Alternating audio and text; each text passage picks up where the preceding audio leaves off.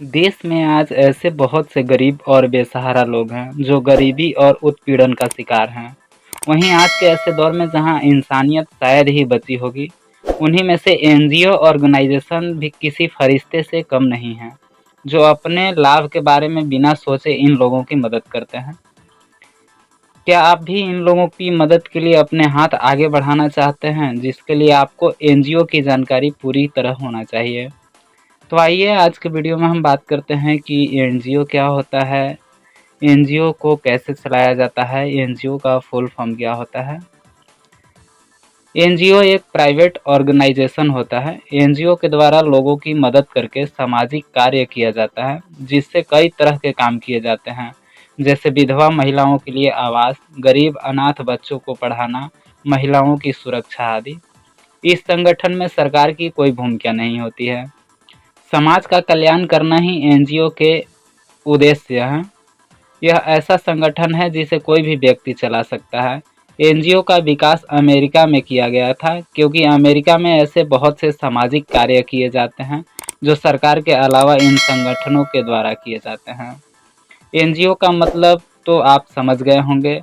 NGO का full form होता है नॉन गवर्नमेंटल ऑर्गेनाइजेशन, और हिंदी में इसे गैर सरकारी संगठन कहते हैं। एनजीओ को किसी एक व्यक्ति के द्वारा नहीं चलाया जा सकता। एनजीओ में 7 या इससे ज़्यादा व्यक्ति शामिल होते हैं। एनजीओ का मकसद लाभ प्राप्त करना नहीं होता है, बल्कि इसे दूसरों का भला करने के लिए चलाया जाता है। यदि किसी व्यक्ति का समूह सामाजिक कार्य या सामाजिक सुधार का काम करना चाहता है, तो वह रजिस्टर्ड या बिना रजिस्टर किए एनजीओ द्वारा इन कार्यों को कर सकता है। लेकिन रजिस्टर्ड एनजीओ होने पर यह फायदा मिलता है कि आप सामाजिक कल्याण के लिए जो कार्य कर रहे हैं, उसके लिए आप सरकार से आर्थिक सहायता प्राप्त कर सकते हैं। यदि कोई समाज सेवक सामाजिक कल्याण का काम कर सरकार की सहायता के बिना करना चाहता है, तो वह रजिस्टर्ड किए बिना भी एनजीओ चला सकता है। इंडिया में लगभग 1 से 2 लाख एनजीओ होने के अनुमान हैं। भारत के सभी एनजीओ सेंट्रल सोसाइटी एक्ट के अंतर्गत आते हैं, जबकि राजस्थान में राजस्थान सोसाइटी एक्ट बना है। एनजीओ द्वारा ऐसे कार्य किए जाते हैं जिससे गरीब बेसहारा लोगों की ज़रूरतों को पूरा किया जा सके। और सिर्फ गरीब और बेसहारा ही नहीं, बल्कि ऐसे और भी कार्य हैं जो एनजीओ के द्वारा किए जाते हैं। दुनिया भर में एनजीओ विभिन्न प्रकार के समाज कल्याण और मानव कल्याण के उद्देश्य से कार्य करते हैं। यह संगठन निरंतर विकास की दिशा में काम करते हैं और समाज में सकारात्मक परिवर्तन लाते हैं। एनजीओ का काम पैसा कमाना नहीं होता है, यह लोगों की मदद करने का काम करती है।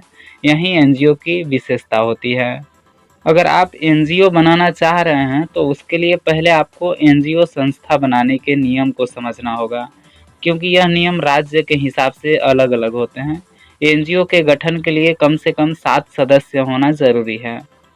एनजीओ के गठन के लिए आपको इसके लक्ष्य उद्देश्य को तय करने के साथ ही इसके अध्यक्ष, उपाध्यक्ष, सचिव, कोषाध्यक्ष, सलाहकार, इन सब से मिलाकर ही एनजीओ का संरचना बनती है। एनजीओ शुरू करने से पहले आपको लोगों की प्रॉब्लम को पहचानना होगा। उसके हिसाब से अपने एनजीओ के उद्देश्य और मिशन को पहचानने और समाज के अंदर लोगों को क्या प्रॉब्लम है, उसके अनुसार एनजीओ में कार्य किया जाता है। बहुत से लोग अपनी समस्या के लिए आवाज़ नहीं उठा पाते हैं, उनकी समस्या कोई नहीं सुनता। इसलिए किसी भी एनजीओ का यही उद्देश्य होना चाहिए कि वह लोगों की परेशानी को सुने, समझे और उसके हिसाब से अपने एनजीओ को शुरू करे। तभी एनजीओ का सकारात्मक प्रभाव दिखाई देता है।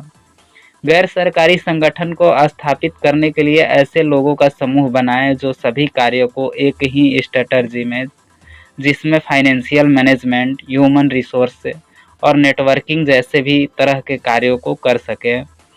उन निर्णयों को लेने के लिए पूरी तरह से रिस्पॉन्सिबल भी हो।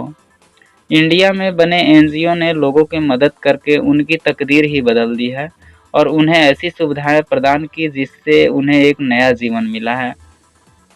भारत में टॉप 5 एनजीओ ऐसे हैं जिन्होंने एनजीओ के रूप में बहुत ही अच्छा काम किया है और ज़रूरतमंद लोगों की मदद कर सराहना प्राप्त की है। उनके काम को सभी लोगों ने पसंद किया है। तो कौन कौन से है वो एनजीओ, आइए जानते हैं। सबसे नंबर 1 पे है स्माइली फाउंडेशन, दूसरे नंबर पे है नन्ही काली, तीसरे पे है गिव इंडिया फाउंडेशन, चौथे पे है गूंज और पांचवा है हेल्प पेज इंडिया। यह वो एनजीओ के नाम है जो भारत में बहुत ही अच्छा काम कर रहे हैं और लोगों की सहायता भी कर रहे हैं।